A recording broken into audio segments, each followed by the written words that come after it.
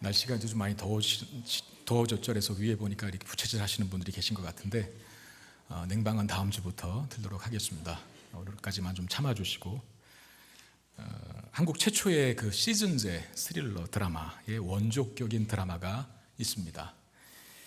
공포 드라마의 레전드라고 할 수 있는데 뭘까요? 뭐 2부 때 어떻게 아신 거예요? 컨닝하신 거예요? 레전드라고 하는 말에 힌트가 있습니다. 자, 보시죠. 저 연배 비슷한 분들은 저게 이제 뭔 줄 알 거예요. 그러면서 이제 딱 제가 BGM도 준비하려다가 예배가 너무 예배답지 않게 될 것 같아서 저기서 막 으스스한 그 음사는 음악이 배경음악이 깔리면서 저게 딱 시작될 때쯤에는 왜 이렇게 가슴이 콩탕콩탕 뛰던지 어린 나이 때 전설의 고향이죠. 제가 75년생이거든요. 근데 저게 1977년에 제가 쟤보다 2년 빨라요. 제가 쟤보다 2년 빨라. 1977년에 방영해서 1989년까지 12년간 578회를 방영했다 합니다. 저 전설의 고향을 통해서 우리는 귀신의 정체를 알게 됐죠. 귀신이 어떻게 생겼는지. 귀신이 어떻게 생겼죠? 늘 하얀 소복을 입고, 그러니까 커트는 귀신이 아니에요. 머리가 짧은 단발은 귀신 못해요. 항상 귀신은 머리가 길어야 돼요. 그리고 뭐 얼굴을 왜 얼굴을 가리는지 모르겠어요. 못생겨서 얼굴을 가리는 건지 얼굴을 가리고 나타나죠. 그리고 항상 뭐 닭 잡아먹은 사람처럼 이렇게 여기 묻히고 저희는 전설의 고향을 보면서 동양 귀신과 서양 귀신이 다르구나 라는 사실을 알게 됐죠. 보통 동양 귀신은 여자가 많고 서양 귀신은 뭐죠? 남자가. 지금 뭐 얘기하는지 아시죠? 드라큘라. 그리고 전설의 고향을 통해서 우리는 저승사자의 존재를 알게 됐습니다.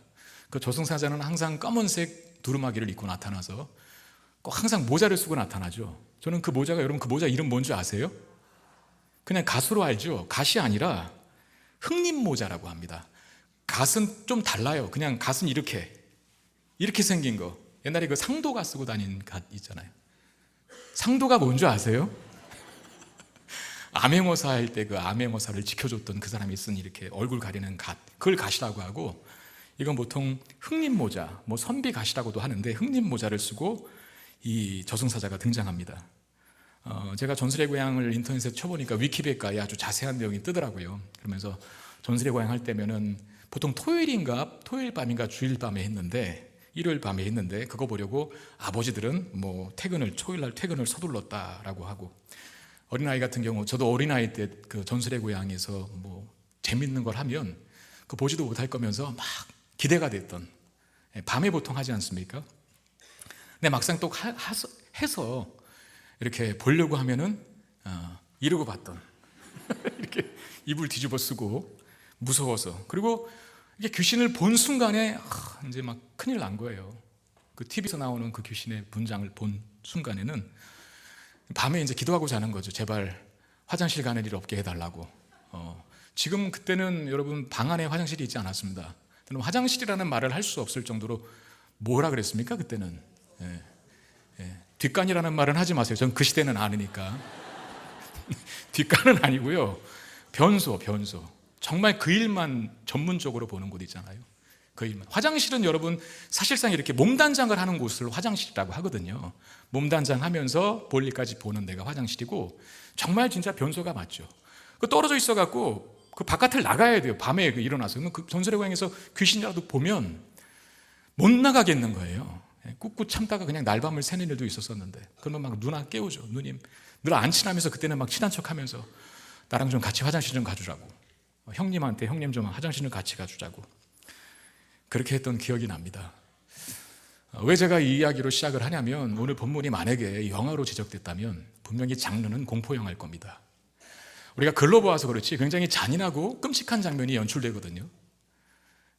에스겔이라고 하는 사람이 하나님의 영에 이끌려서 환상을 보게 되는데, 이게 사실 환상입니다. 환상. 하나님께 이끌려서, 하나님의 영에 이끌려서 환상을 보게 되는데, 1절 2절에 보니까 그 환상의 내용이 뭔지 나와 있어요. 여호와께서 권능으로 내게 임재하시고 그의 영으로 나를 데리고 가서 골짜기 가운데 두셨는데 거기 뼈가 가득하더라.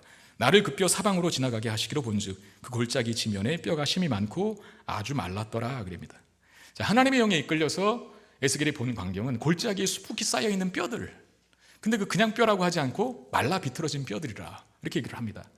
말라 비틀어진 뼈들을 골짜기 가운데 보여주는 이유는 뭡니까? 그 말라 비틀어진이라고 하는 의미는 뭘까요? 이게 정말 살아있었던 사람의 뼈인가 싶을 정도로 생명의 기운이라고는 전혀 느낄 수 없는 완전한 죽음과 완전한 정말 진짜 죽음의 상태, 그걸 강조하기 위해서 마른 뼈들을 보여주신 거거든요. 옛날에는 그 입관 예배를 가면, 기독교 장례할 때 입관 예배를 가면, 옛날에는 사실 병원에서 하시는 분도 계셨지만 병원이 아닌 집에서 장례를 치르는 분들이 많았습니다. 그래서 목회자들이 직접 염도하고 관 들어가기 전에 이제 입관 예배라고 하거든요. 지금도 그런 교회들이 있더라고요. 그 입관 예배 다 끝나고 빈소에서 유족들 앉아 있을 때 보통은 그렇게 입관 예배를 드리는데, 과거에는 관에 들어갈 때까지를 봅니다. 유족들과 교인들이 같이. 그러면 시체가 이렇게 있잖아요. 근데 이제 염이라고 하는 것이 시체를 깨끗이 씻고 수의를 입히고 좀 정돈된 모양으로 보여주게 하는 게 염이거든요.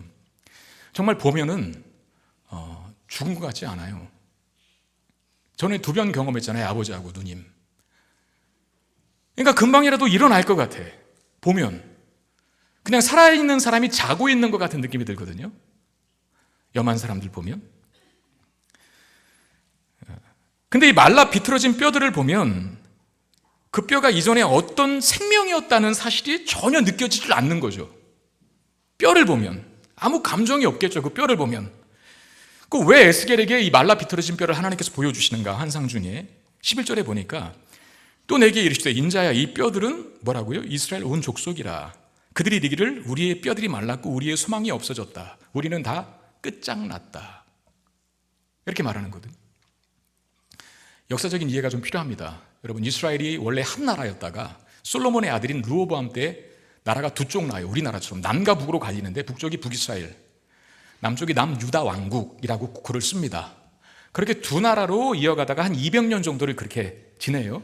그리고 BC 722년에 북이스라엘이 아수르라고 하는 거대 제국에서 먼저 멸망을 당하고 135년이 지난 후에, 북이스라엘이 멸망한 지 135년이 지난 후에 BC 587년에 남유다 왕국이 바벨론 제국에 의해서 망합니다.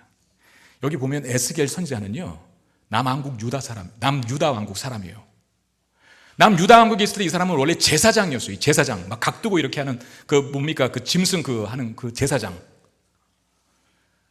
근데 여기 이제 환상을 보여주면서 그 마른 뼈가 바로 이스라엘 온 족속이라 라고 말하면서 우리의 뼈들이 말랐고 우리의 소망이 없어졌다. 우리는 다 멸절되었다라고 그렇게 말하라 하시거든요. 골짜기에 수북히 쌓인 뼈들은 바벨론에게 멸망당한 남유다 왕국의 모습이고, 또 하나는 바벨론의 포로로 많이 잡혀가거든요. 그러니까 포로 생활하는 그 자체가 마른 뼈 같은. 여러분, 포로에게 간절히 바라는 건 자유잖아요. 자유. 그리고 망한 나라가 다시 재건되는 거. 그런데 그런 꿈을 갖기 정말 어렵고 힘든 상황, 나라가 재건되는 걸 꿈꾸기를 너무나 힘들고 어려운 상황, 생명의 기운이 전혀 없는 마른 뼈. 그러니까 마른 뼈 환상이 보여주는 것, 멸망당한 남유다 왕국과 포로로 잡혀간 이스라엘 백성의 상태라는 거예요. 바벨론은 남유다 왕국을 3차례 침공하거든요. 에스겔은 바벨론이 2차 침공할 때, 남유다 왕국을 2차 침공할 때 잡혀가 끌려간 사람입니다. 그러니까 에스겔이 하나님 말씀을 받아서 말씀을 전하는 시점은 이스라엘 땅이 아니라 바벨론 포로의 땅이었어요. 그러니까 포로의 땅에서 포로민들에게 말씀 받아서 전하는 역할을 했던 선지자거든요.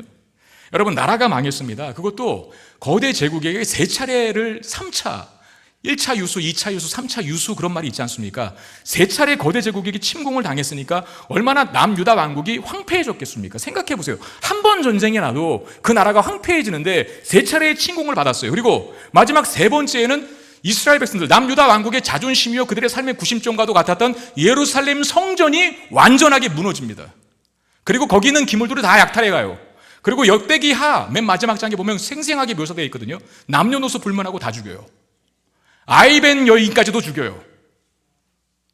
그런 처참한 상황. 그리고 포로로 지금 잡혀와 있습니다. 바벨론 땅에.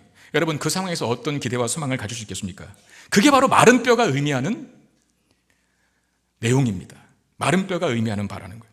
저는 요즘 나라를 생각할 때, 우리나라를 생각할 때마다 가슴이 좀 답답해집니다. 여러분도 마찬가지겠지만 금요기도회 때 나라를 위해 기도할 때면 우리나라가 자꾸 이렇게 침몰해가는 배처럼 보일 때가 있어요. 침몰해가는 배. 여러분, 배는 웬만한 파도에도 파도가 이렇게 엄청나게 일렁이면은 배 안에 물이 많이 들어오거든요. 근데 어느 정도의 물은 카바를 해서 아무리 많은 물이 들어와도 침몰을 안 하는 장치를 만들어 놨다 합니다. 그런데 배가 뭐 전후 좌우로 30도 각도로 기울기 시작하면 그건 포기해야 된답니다. 30도 이상 기울면 그건 침몰하는 수술을 밟는 거라 유일한 방법은 빨리 탈출하는 것밖에 없다는 거예요. 배 버리고. 지금 우리나라의 모습이 그와 같지 않을까. 제가 어렸을 적만 해도 여러분 다 아시잖아요. 뭔가 항상 나라에 기대가 있었거든요. 그리고 우리나라가 계속 발전하고 성장하는 것 같은 느낌을 받았거든요. 아닌 게 아니라 세계적으로도 정말 변방이었던 우리나라가 86년부터 아시안 게임을 치르고 나서 2년 후에 못 치렀어요. 88 올림픽을 치르고. 그때 정말 우리 그런 어떤 이상한 자부심 같은 거 가졌잖아요. 야, 우리나라도 이제 선진국 대열에 합류하나? 그리고 1996년에 경제협력개발기구라고 하는 OECD에 가입을 합니다. 선진국 수준을 밟고 있는 나라들이 가입하는 단체예요, 그게. 그리고 아시는 대로 2002년에 뭐 합니까? 네, 월드컵을 엽니다. 뭐 한일 공동 개최였긴 했지만 월드컵까지 그 월드컵을 개최한 나라가 얼마 안 돼요. 근데 그 나라에 당당히 이름 올리는 나라가 됐죠. 그러니까 더 좋아질 것이라는 어떤 기대감이 제가 어렸을 적만 해도 있었어요. 대학만 가면 취업은 뭐 따놓은 당상이고 뭐 골라간다. 대학원까지 나오면은 뭐 그냥 스카웃 여기저기서 해간다. 먹고 살 걱정이 안 되는 나라. 취업 걱정이 없었던 나라거든요. 지금 거의 그런 기대가 없어졌죠. 나라가 기울고 있다는 징조가 안팎으로 한두 가지가 아니에요. 안쪽으로 먼저 살펴볼까요? 가장 심각한 것은 저출산입니다. 저출생은 자연스럽게 고령화로 이어집니다. 여러분 한번 생각해 보십시오. 나중에 이제 일할 사람이 없고 뭘 할 사람이 없을 때 과연 나라가 어떻게 될까? 지금 우리는 수도권 중심에 살고 있어서 이렇게 저출산 여파에 대해서 심각하게 다가오지 않는 것 같은 느낌이 있는데 여러분 지금 제2의 도시라고 하는 부산도 소멸될 위기를 걱정해야 할 징조들이 조짐이 많이 보이고 있다라고 하는 보도가 계속 나와요. 청년들이 없고요. 자영업들이 계속 망하고요. 그 빈집들이 어마어마하답니다. 제2의 도시라고 하는, 제2의 대도시라고 하는 부산조차도 지금 그래요. 청년 실업은 끊임없이 증가하고 지방은 계속해서 소멸되어 가는 이런 나라 안쪽에서의 위태한 상황들이 계속 연출되고 있고요. 밖으로는 대외적으로는 여러분 아시잖아요. 자국 우선주의, 무역 전쟁 때문에 고래 싸움에 새우등 터지는 지금 일들이 일어나고 그나마 우리나라를 먹여 살렸던 제조업, 우리나라가 무슨 천연 광물이 있습니까? 무슨 자원이, 땅속에 자원이 많이 있습니까? 기술로 먹고 사는 나라인데 여러분 지금 더 이상 우리나라가 중국보다 제조업이 앞섰다라고 말할 수 있는 시대가 아니랍니다. 중국에게 이미 추월당해서 제조업도 중국이라고 하는 거대 제국이 다 빼앗길 판국. 지금 나라가 지금 안팎으로 이렇게 위태로운 징조들이 많이 있는데 그러면 우리끼리라도 좀 똘똘 뭉쳐서 이 위기를, 이 국난을 타개해야 할 텐데 더 마음이 아프고 더 마음이 짓누르고 더 마음을 무겁게 하는 건 뭡니까? 우리끼리도 하나가 안 돼요. 뭔 놈의 갈등의 제목들은 그렇게 많은지 이념 갈등, 지역 갈등, 세대 갈등, 젠더 갈등, 남녀 갈등 이 말이에요. 모든 갈등들을 총망라한 나라가 대한민국이에요. 정치는 후진국을 면치 못하고 있고 솔직히 말해서 이렇다 할 지도자가 지금 있습니까? 없잖아요. 스포츠도 보십시오. 4대 구기 종목이라고 축구, 야구, 농구, 배구가 있습니다. 공각구하는 운동이라서 구기 종목이라고 하는데 우리나라에 이 프로리그가 다 있어요. 축구도 프로리그가 있고 배구, 야구, 농구가 다 프로가 있어요. 그리고 관중도 시즌 때는 굉장히 많이 몰립니다. 그래서 한때는 이 4대 구기 종목이 우리나라가 정말 세계적으로 도약할 것 같은 조짐도 보였었어요.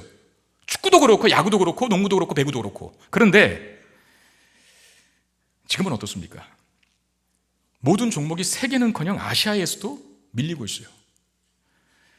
일본에게는 모든 종목이 한참을 추월당하고 말았습니다. 그래서 과거에는 축구 정도는 일본이 우리나라를 못 당한다고 생각을 했고 야구도 대등하다고 생각을 했는데 지금 게임이 안 됩니다. 얼마 전에도 뉴스 보니까 대학 축구가 4연패?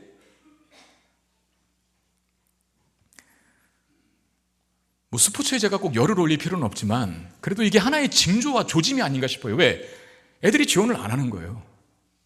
없어요, 애들이. 지원할 애들이. 10명 중에 1명 뽑는 게 좋습니까? 3명 중에 1명 뽑는 게 경쟁적이십니까? 지금 그렇게 됐다니까요, 우리나라가. 우리나라의 현실을 보면서 마치 골짜기에 수북히 쌓여있는 마른 뼈들을 보는 에스겔의 심정을 조금은 이해할 수 있을 것 같은, 얼마나 마음이 무거웠을까. 우리는 지금 이런 조짐만, 징조만 있는 것으로 생각해도 마음이 무거워지는데 나라가 망했잖아요. 에스겔의 어떤 그 마음, 나라를 생각하는 그 마음들이 얼마나 처참하게 무너졌을까. 조금은 이해하지만 완벽하게 이해할 수는 없겠죠. 왜? 그래도 우리는 아직 나라가 망하진 않았잖아요. 근데 에스겔은 나라가 망해서 예루살렘 성전까지도 파괴가 돼서 본인도 포로로 잡혀갔어요. 이방의 땅에서 수많은 포로된 백성인 자기 백성 민족들에게 하나님의 말씀을 전할 때 그 심정 얼마나 절망적이었겠습니까? 근데 마른 뼈들을 보게 하신 후에 하나님은 에스겔에게 이런 질문을 하십니다. 3절에 그가 내게 이르시되 인자야 이 뼈들이 능히 살 수 있겠느냐? 인자야 이 뼈들이 능히 살 수 있겠느냐라고 마른 뼈 한 상을 보여주시면서 하나님께서 에스겔에게 질문하십니다. 여러분 같으면 어떻게 대답하시겠습니까? 이 마른 뼈가 살아날 수 있겠는가라고 하는 질문을 여러분 스스로에게 하나님께서 던지신다면 어떻게 답하실래요?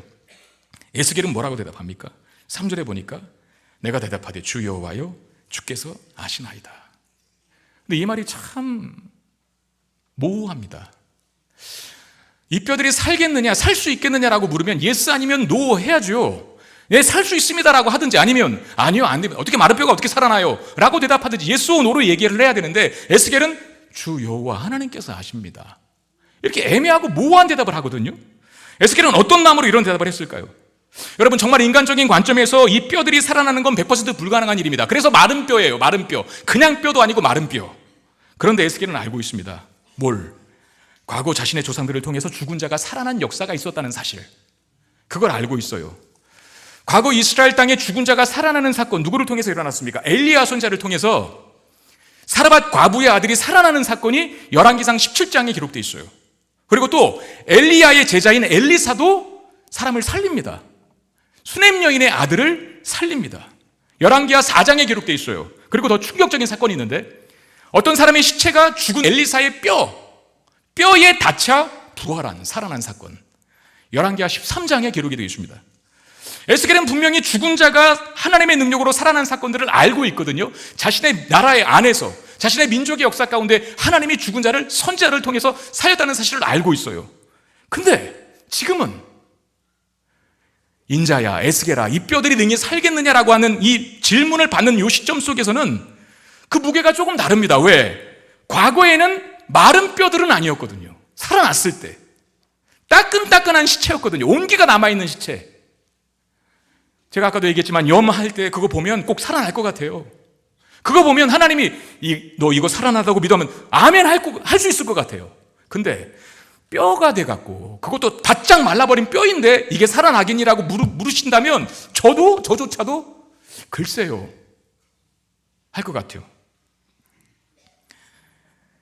에스겔의 마음에 하나님의 질문에 대한 대답을 확신 있게 못한 점이 없지 않아 있다고 저는 봅니다. 너무나 절망적이니까, 마른 뼈니까. 그럼에도 불구하고 에스겔은 모든 믿음을 동원해서 인간의 생각과 이해로는 전혀 불가능한 일이지만 그러나 무에서 유를 창조해내시는 하나님이시라면 가능합니다 라고 하는 대답을 여호와여 주께서 아십니다 라고 하는 말로 표현한 거죠. 그러니까 인간의 이성으로는 마른 뼈가 어떻게 살아나? 그러나 우리 역사에 보면 하나님께서 죽은 자를 살리셨지. 그래서 모든 믿음을 동원하는 거예요. 자기 생각으로는 불가능한 일이지만 모든 믿음을 동원하여 무에서 유를 창조하시는 하나님이라면 가능합니다 라고 이야기한 거죠. 잠시 후에 보겠지만 하나님이 에스겔에게 뼈들에게 하나님 말씀을 대언하라고 명령하십니다. 에스겔에게 하나님 말씀을 대언하라. 너희가 살아나리라라고 하는 그 말씀을 대언하라라고 하거든요. 그러니까 뼈들에게 에스겔이 설교를 해야 되는 거예요. 여러분 뼈들을 두고 하나님 말씀을 전하는 일이 쉬울까요? 어려울까요? 저는 우리 주일학교에 이 교육자들, 뭐 여전 사람들도 있고 본국 사람들도 계시지만 그래도 초등학교 소년부 5, 6학년 그리고 초등부 3, 4학년은 그래도 들을 것 같아, 말씀을. 근데 이제 초등학교 1, 2학년 그렇게 떨어질 때 유치부, 유아부, 영아부는 말씀을 들을까? 특히 유아부, 유치부 같은 경우에는 정말 전도사님이 막 그냥 열과 성을 다하여 말씀 전하고 있는데 애들이 뭐예요? 전도사님은 떠드세요. 그냥 저는 제 할 일 하겠습니다 라고 하면서 옆에 하고 장난치고 뭐 괜히 뽀뽀도 하고 그러잖아요, 어린아이들이. 그럼에도 불구하고 하나님 말씀을 전한다는 게 쉽지 않은 일이죠. 저도 마찬가지입니다. 유아들에게, 알아듣지 못하는 유아들에게 설교하기가 엄청 힘든 것처럼 또 이 시간도 그래요. 마른 뼈는 아니지만 거의 마른 뼈가 되어서 졸고 앉아있는 사람을 보면 설교가 탁 막힐 때가 있습니다. 여러분, 저는 아시지만 눈이 별로 안 좋거든요. 그래서 지금 여기 어디에 누가 앉아있는지 솔직히 잘 몰라요. 안 보여요. 여러분들이 그냥 동그랗게 보여요. 이렇게 동그랗게. 눈에 뵈는 게 없으니까 설교를 담대하게 하는 거죠. 근데 어느 때에는 이상한데요, 갑자기 천리안이 돼서요 눈에 확 들어오는 사람이 있어요. 누굴까요? 졸고 앉아있는 사람이에요. 그러면 제 마음이 그 순간에, 저는 그때 이제 사단의 공격을 받았다고 생각하거든요. 왜냐하면 말씀을 전하는 저를 방해하니까. 졸고 있는 사람 보면 솔직히 말해서 저도 인간이라 위축돼요. 그러면 말씀을 전하면서 속으로 기도하는 거, 하나님 살려주세요, 성령님 도와주세요, 아직 말씀 전해야 될 분량 많이 남았는데 벌써부터 이러면 안 됩니다 라고 스스로에게 막 고백하고 기도해요. 하나님 제발 저 도와주세요, 못 볼 걸 봤습니다, 하나님 승리하게 도와주세요, 막 이러고.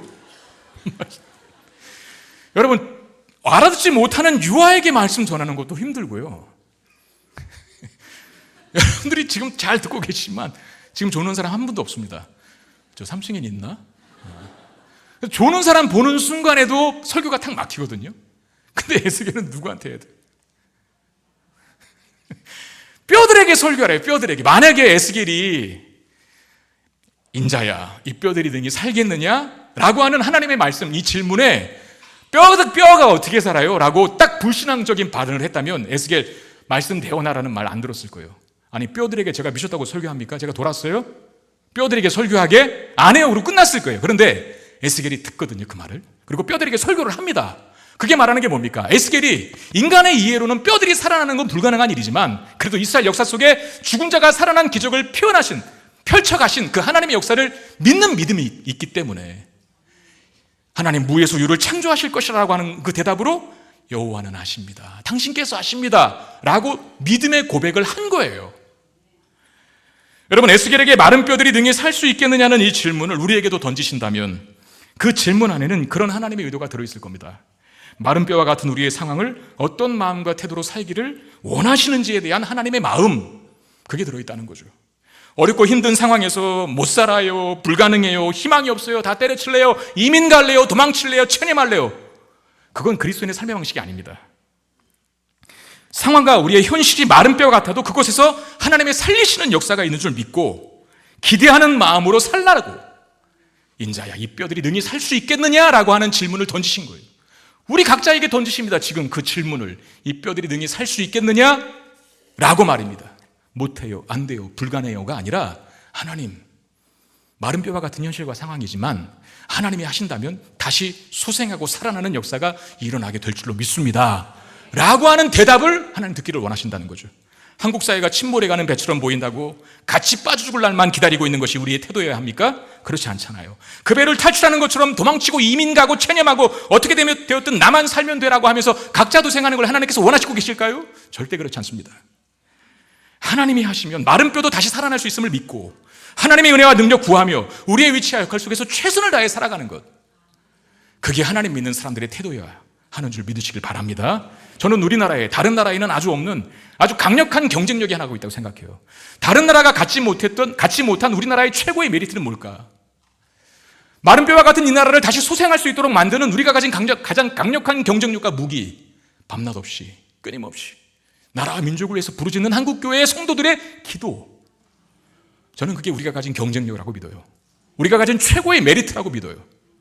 하나님 앞에 마른 뼈와 같은 상황과 마른 뼈와 같은 나라와 민족의 현실을 본다 할지라도 체념하거나 도망가지 말고, 각자 도생하지 말고 하나님 살려달라고 기도하고 다시금 회복과 부흥을 허락해달라고 기도하고 부르짖는다면, 그 기도의 불씨가 꺼지지 않는다면 하나님 조숙한 시일 안에 이 나라와 민족을 다시 위대하게 들어 사용하실 줄로 믿습니다. 아멘.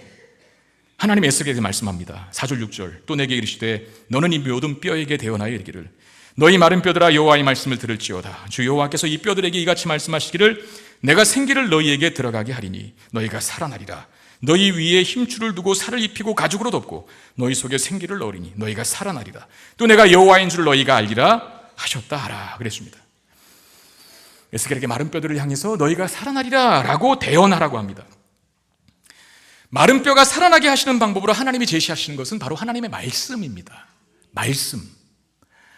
자, 우리가 지금 본문을 1절부터 10절까지 읽었지만 이 한 사건을 두고 봤을 때 14절까지가 오늘 본문의 내용이거든요. 시간 관계상 다 읽지는 않았지만 14절까지, 1절부터 14절까지 대언이라고 하는 단어가 7번 반복됩니다. 예언이라고 하는데 히브리어로 나비라고 하는 단어입니다. 그리고 말씀과 관련된 다바르 또는 아마르라고 하는 히브리어 단어가 4번 반복됩니다. 자, 여호와의 말씀과 관련하여서 무려 11번이나 이 14절까지 되는 구절 속에 11번이나 하나님 말씀이 반복돼요. 말씀을 표현하는 단어가.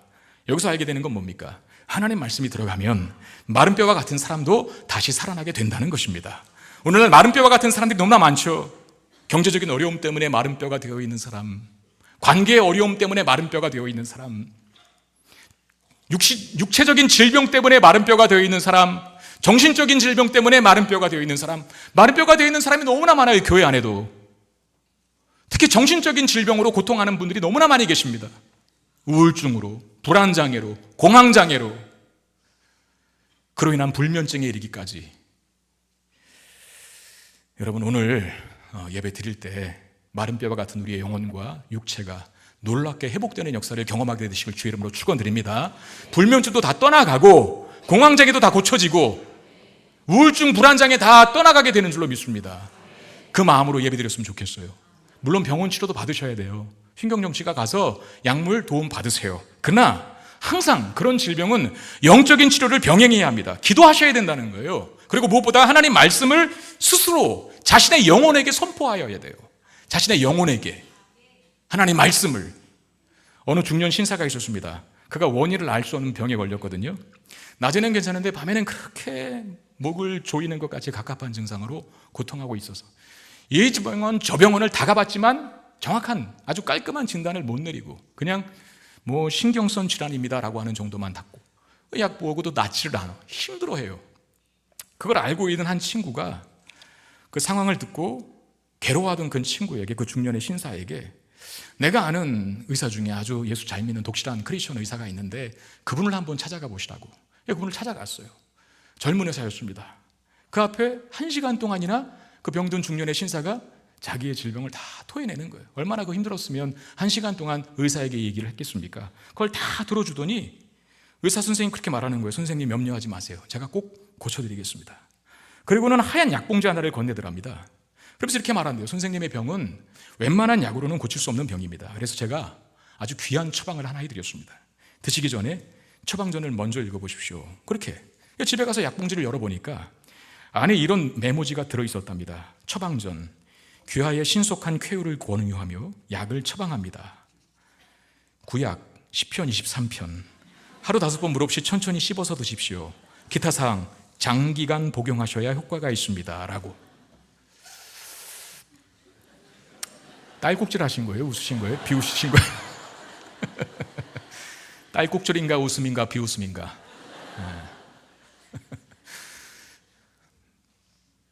여러분, 때로 의학이 치료하지 못하는 거 하나님의 말씀이 치료하는 줄 믿으시길 바랍니다. 저는요, 그 정신적인 질병 때문에 아파하시는 분들이 많잖아요. 교우들에도 늘 기도해 주면서 항상 제시해요. 병원 가시라고. 감기 걸리면 병원 가는 거랑 똑같다고.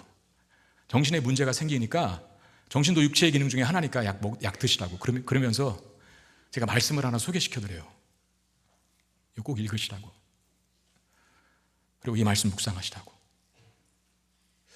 뭐 그런 처방을 내려드린 분마다 다 나은 건 아니지만 많은 분들이 회복되셨어요. 하나님이 의사의 방법을 통해서도, 병원의 방법을 통해서, 약물을 통해서도 또 치유하시잖아요. 때로는 그거 외에 하나님 말씀으로 치료해야 하는 영적인 그런 치료의 노력이 필요할 때가 있거든요. 스스로에게 하나님 말씀을 선포하는 거죠. 우리 시편 42편 5절 말씀, 우리 스스로에게 정말 선포하는 마음으로 한번 같이 읽어보도록 하겠습니다. 시작. 내 영혼아, 네가 어찌하여 낙심하며 어찌하여 내 속에서 불안해하는가? 너는 하나님께 소망을 두라. 그가 나타나 도우심으로 말미암아 내가 여전히 찬송하리로다. 아멘.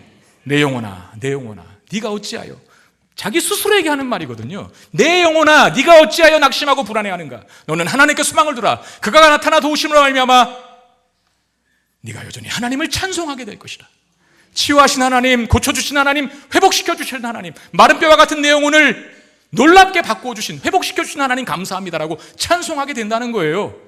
하나님 말씀으로 우리가 무장되면, 하나님 말씀을 내 영혼에게 선포하면, 에스겔이 그거 믿고 하나님 말씀 붙잡고 대언합니다. 너희들아 살아나리라, 너희가 살아나리라라고. 그래서 어떤 일이 벌어집니까? 7절 8절에 이에 내가 명령을 따라 대언하니 대언할 때에 소리가 나고 움직이며 이 뼈 저 뼈가 들어맞아 뼈들이 서로 연결되더라. 또 내가 보니 그 뼈에 힘줄이 생기고 살이 오르며 그 위에 가죽이 덮인 그 속에 생기는 없더라. 참 놀라운 일이 벌어졌어요. 마른 뼈에 사람의 형체로 변화되기 시작합니다. 뼈들이 막 달라붙어서 결국을 이루고, 그 다음에 힘줄이 생기고, 그 다음에 살이 오르고, 그 다음에 가죽이 덮이는, 이게 이제 영화로 제작되면 너무 엄청 징그러운 영화겠죠. 미성년자는 관람 불가인. 마른 뼈가 사람이 되었다. 이것도 굉장히 놀라운 일 아닙니까? 전혀 생명의 교훈이 없는 그 뼈에 사람이 되는. 근데 여전히 그 속에는 뭐가 없다 그래요? 생명은 없다. 뼈들이 놀랍게 변화되기는 했지만 시체에 불과합니다. 여기까지만 보면 마른 뼈나 시체나 생명 없는 것은 마찬가지인데 누구만 좋아할까요? 생명 없는 시체, 독수리들만 좋아하겠죠. 먹이가 생겼으니까.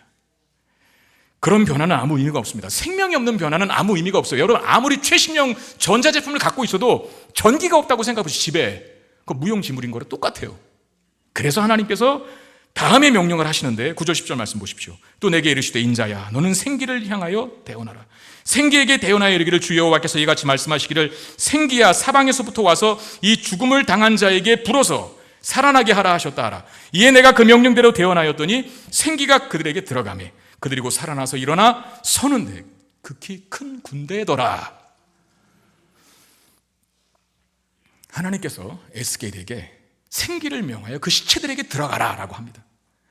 그렇게 했더니 그 시체들 속에 생기가 들어가서 그 생기로 인해 그 시체는 다 살아납니다.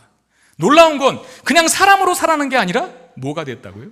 그냥 보통 사람으로 살아나는 게 아니라 지극히 큰 군대가 되었다라고 말합니다. 도대체 이 시체를 살렸을 뿐만 아니라 강력한 군대로 만든 그 생기의 정체는 뭘까요? 히브리어 단어로 보면 루아흐라고 되어 있습니다. 루아흐가 뭐냐면 1차적인 뜻은 바람, 호흡, 그러니까 숨이죠. 그리고 영이라는 뜻이 있어요. 그 루아흐라고 하는 히브리어 단어가 신약의 헬라어로 번역될 때에는 푸뉴마라고 하는 단어를 씁니다. 똑같아요. 숨, 바람, 호흡. 그런데 신약의 푸뉴마라고 하는 단어에 한 가지 뜻이 더 있어요. 성령 하나님을 푸뉴마라고 합니다. 성령 하나님을. 그러니까 히브리어의 루아흐는 성령 하나님이고 생기는 바로 성령 하나님의 살리시는 능력을 말합니다. 여러분, 성령 하나님께서 하시는 아주 본질적인 사역과 역할 중에 그 뭐가 있어요? 죽은 영혼을 살리는 거. 성령이 들어와야 죽은 영혼이 살아나고, 성령은 죽은 영혼을 살리는 것만 하지 않습니다. 그 살아난 영혼을 강력한 믿음의 사람 되게 하는 일까지 성령 하나님께서 하신다는 거예요. 사도행전 1장 8절에 보면 이런 말씀이 있죠. 오직 성령이 너희에게 임하시면 너희가 권능을 받고, 오직 성령이 너희에게 임하시면 너희가 권능을 받는다라고 할 때 그 권능이 헬라어로 디나미스라고 하는 단어인데, 여기서부터 다이나마이트라고 하는 영어 단어가 나온 겁니다. 강력한 힘. 여러분, 우리가 이제 예배 폐회 때 항상 파송 찬양할 때 주의 영 그 생기로 우리를 다시 살리사 그거 하잖아요. 이제 제대로 의미 아시겠죠?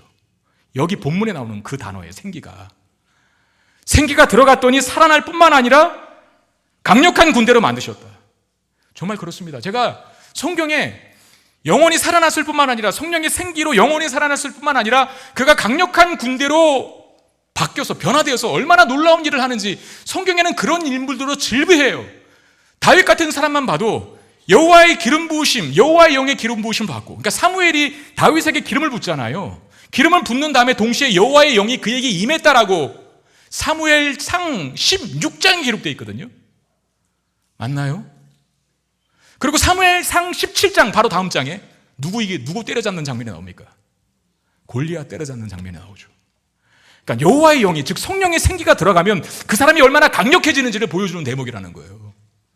그리고 우리가 사도행전 8장에서 보았지만 7장 8장에서 스테반이 공회에 잡혀 들어갔을 때 말 전혀 안 꿀립니다. 한 사람이 어마어마하게 많은 사람들 앞에서 당당하게 복음을 전해요. 그런 내공이 어디서 나왔을까요 도대체? 그리고 자기를 죽이려고 돌을 던지는 자들을 향해서도 축복 기도해줘요. 여러분, 그건 굉장히 강력한 사람이거든요. 약한 사람이야 누가 날 공격할 때 부들부들 떨지, 강한 사람들은 티 안 내요. 스테반은 자기를 향해 돌을 던지는 자들을 향해서 참고 있는 것만도 대단한데 축복 기도해줘요. 저들의 죄를 저들에게 돌리지 말아달라고. 그런 내공이, 그런 넓은 마음이 어디서 났을까? 항상 성경이 계속 강조하는 건, 스테반을 향해서 강조하는, 표현할 때 그가 성령으로 충만했다 그래요. 여러분, 이날 오늘 저와 여러분들이 간절히 사모하여 성령 충만하게 되는 역사가 일어나게 되기를 주의 이름으로 축원드립니다. 성령 충만을 사모하고 그걸 위해서 기도하십시오. 예수를 믿어 영혼이 살아나긴 했지만, 성령이 들어와서 영혼이 살아나긴 했지만 성령 충만을 경험하지 못해서 죽은 자와 방불한 신앙생활을 하는 분들이 여기 많이 계시다니까요. 신앙의 열정과 생명력과 활력을 다 잃어버리고 무늬만 그리스도인으로 살아가는 분들이 얼마나 많습니까? 그분들에게 성령의 생기가 다시 들어가야 돼요. 성령의 충만함이 다시 여러분들의 영혼을 살려야 돼요. 활력 있게. 그리고 이 자리에 아직 성령의 생기가 없어서 아직은 진짜 생명을 소유하지 못한 분들이 계시는 줄 압니다. 살아있는 듯이 보이지만 실제로는 죽어있는 영혼을 소유한 분들이 있을 수 있다는 거죠. 그럼 누가 죽어있는 영혼을 소유한 사람들입니까? 하나님을 알지 못하는 분들, 예수를 나의 구주로 믿지 않는 분들, 하나님 앞에 마땅히 예배드려야 하지만 예배를 드리지 않는 분들, 하나님의 말씀으로 이 땅을 살아야 하지만 여호와의 말씀과는 상관없는 삶을 사는 많은 분들, 죽어있는 영혼을 소유한 거예요. 겉은 멀쩡하게 살아있는 듯이 보이지만 사실상은 살아있는 게 아니라는 겁니다. 그러면 어떻게 해야 살아날까요? 그분들에게 성령의 생기가 들어가야 돼요. 그럼 어떻게 성령의 생기를 받을 수 있을까? 요한복음 7장 38절 39절 우리 한번 같이 읽어보도록 하겠습니다. 시작. 나를 믿는 자는 성경의 이름과 같이 그 배에서 생수의 강이 흘러나오리라 하시니 이는 그를 믿는 자들이 받을 성령을 가리켜 말씀하신 것이라. 아멘. 성령은 어떻게 받는다고요? 나를 믿는 자. 그 나가 누굽니까? 예수를 말하는 거죠. 예수님을 믿을 때 그 배에서 생수의 강이, 생명력 있는 물, 그 생명력 있는 물이 그 배에서 넘쳐난다. 이 자리에 예수를 믿지 않는 분이 계시다면 강력하게 권면드립니다. 예수를 믿으시기를 주의 이름으로 축원드립니다.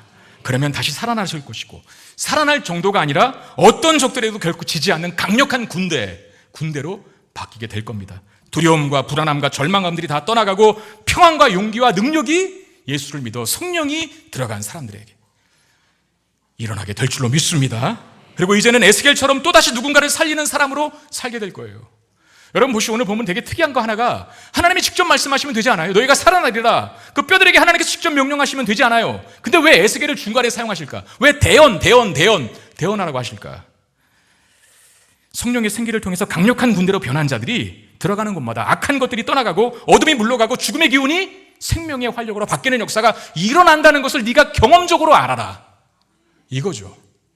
여러분, 우리가 사도행전 주일날마다 강의로 듣고 있지만 사도행전 8장에서 빌립 집사가 죽음의 땅인 사마리아 성에 들어가서 혼자 다 뒤집어놔요. 그 실제 역사잖아요. 성경이 기록되어 있으니까. 빌립 집사 혼자, 성령 충만한 빌립 집사 혼자서 사마리아 땅의 모든 악한 귀신을 다 몰아내고 세례를 주고 복음을 전파하고 병든 자들을 고치고, 심지어는 악한 영의 힘을 빌려서 돈벌이하고 있었던 시몬이라고 하는 사람까지도 굴복시킵니다. 그게 군대죠. 군대. 강력한 군대. 어떤 적도 지지 않는, 어떤 장애물도 뛰어넘을 수 있는, 어떤 강과 바다도 문제가 되지 않는 사람들. 그런 사람들로 바뀌게 되는 거죠. 그렇게 성령의 생기로 충만한 변화를 이룬 사람들이 들어가는 곳마다 에스겔의 명령에서 마른 뼈가 살아나는 역사가 일어났던 것처럼 무너진 가정이 다시 세워지고 침체된 사업체가 다시 일어나고 깨어진 관계가 회복되고 소망 없던 이 나라가 다시 살아나게 될 줄로 믿습니다. 이 얼마나 멋진 인생입니까? 그 멋진 인생 살아갈 수 있는 저와 여러분 되시기를 주의 이름으로 축원드립니다.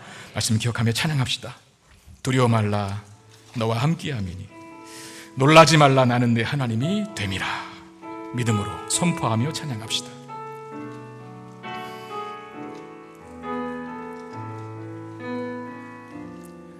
두려워 말라 너와 함께함이니 놀라지 말라 나는 내 하나님 됨이니 무서워 말라 내가 널 도와주리니 너는 마음에 염려치 두려워 말라 너와 함께함이니 두려워 말라 너와 함께함이니 놀라지 말라 나는 내 하나님 됨이니 무서워 말라 내가 널 도와주리니 너는 마음에 염려치 말라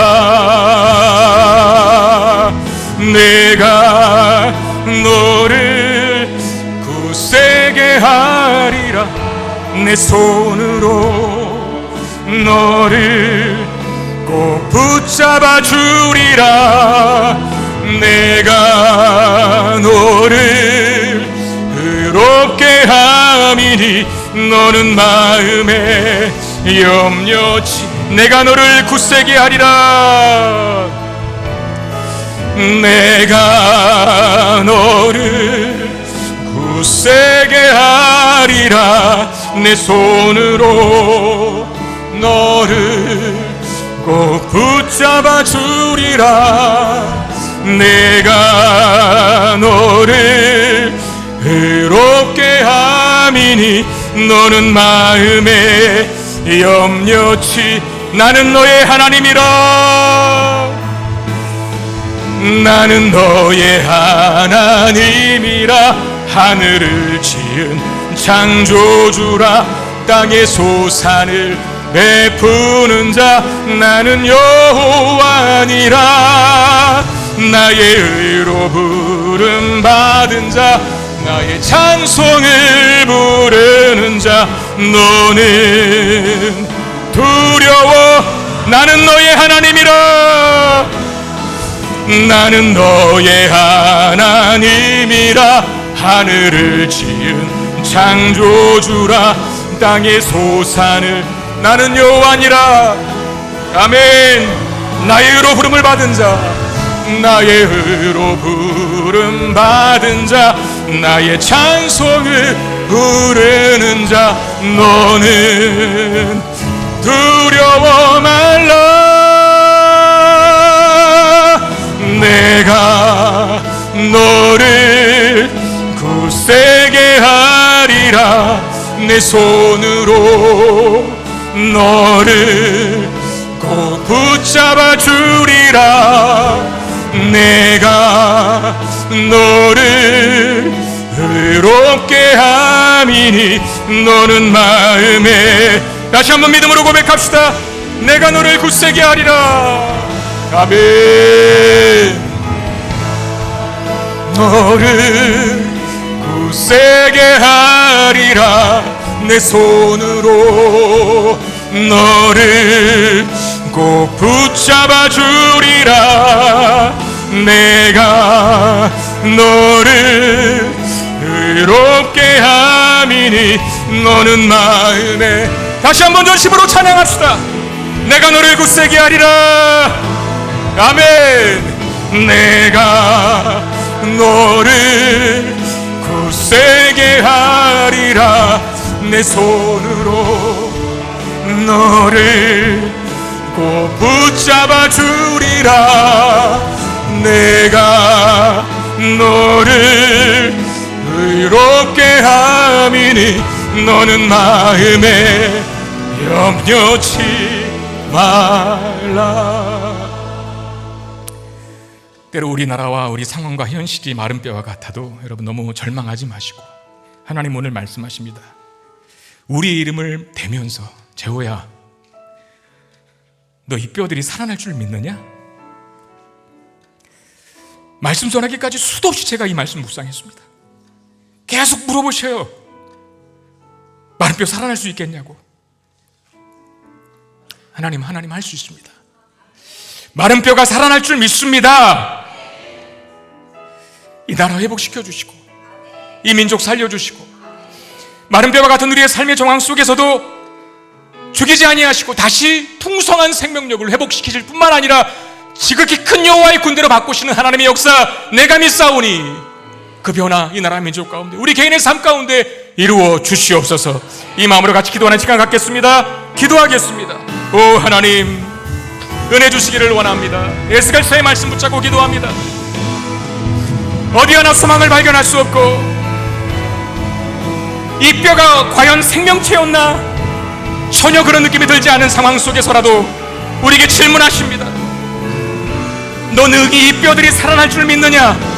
하나님 우리에게 믿음 주시옵소서. 무의 소유를 창조하시고 죽은 자를 생명으로 일으키시는 하나님의 능력이 우리 주 예수 그리스도의 부활의 능력을 일으키시는 하나님께서 하나님 마른 뼈와 같은 이 나라 민족 살리실 줄로 믿습니다. 주여 살려주시고 도와주시고 회복시켜 주셔서 망하는 나라가 아닌 번창하는 나라 되게 하시고 강력한 군대와 같은 하나님의 나라로 세워질 수 있게 해 주시옵소서. 주여 마른 뼈와 같은 우리의 삶의 현실들, 마른 뼈와 같은 우리의 사업장, 마른 뼈와 같은 우리의 자녀, 마른 뼈와 같은 나의 아내 남편이 다시 회복되게 되기를 원합니다. 마른 뼈와 같은 이 시대 한국교회가 다시 이렇게 세워지게 되기를 원하오니 주여 이 뼈가 등이 살아날 줄로 믿느냐라고 물으실 때에 아멘 주님 그렇게 하실 수 있습니다 라고 담대하게 대답할 수 있는 우리가 되게 하여 주시옵소서. 그리하여 정말 마른 뼈가 살아나는 역사를 경험할 수 있도록 인도하여 주옵소서. 이제 강력한 주님의 사람이 되어 무너진 곳을 세우고 죽은 자를 살리고 메마른 곳에 하나님의 성령의 기름 부으심의 통로가 되는 복된 삶 살아갈 수 있도록 은혜를 덧입혀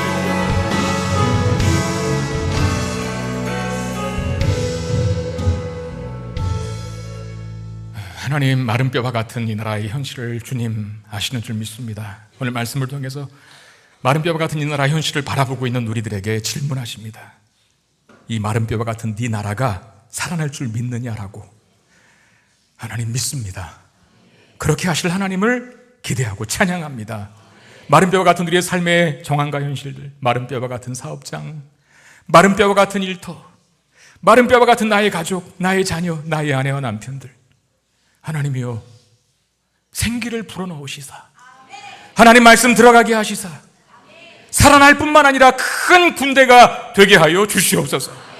그리하여 어떤 적에게도 지지 않는 하나님의 사람으로 세워지게 도와주시고 어떤 장애물도 어떤 강도 어떤 바다도 다 뛰어넘을 수 있는 강력한 능력을 소유한 주님의 사람들이 되게 해 주시옵소서. 생기가 들어와 하나님 말씀으로 살아난 우리의 영혼이 강력해진 군대가 된 우리의 영혼이 들어가는 곳마다 무너져 있던 곳도 세워지고 쓰러져 있는 사람들이 일어나고 악한 영이 우로했던 곳이 거룩한 하나님의 영이 가득한 곳으로 바뀌어지는 역사가 일어나게 해 주시옵소서. 아직도 예수를 믿지 못하고 있는 분들이 이 자리에 계시다면 그 마음 문을 열어 성령의 바람이 성령의 생기가 들어가게 되기를 원합니다. 그 영혼이 살아나게 하시고 살아날 뿐만 아니라 강력한 군대로 바꾸어 주시옵소서. 귀한 예물을 하나님 앞에 올려드리오니 주님 받으시고 주의 나라를 위해 아름답게 쓰여지게 하시고 우리 사랑하는 성도들의 한 주간의 삶에 하늘의 신령한 복과 땅의 기름진 복을 허락하여 주시옵소서. 우리 주 예수 그리스도의 이름으로 간절히 축복하며 기도하옵나이다. 아멘.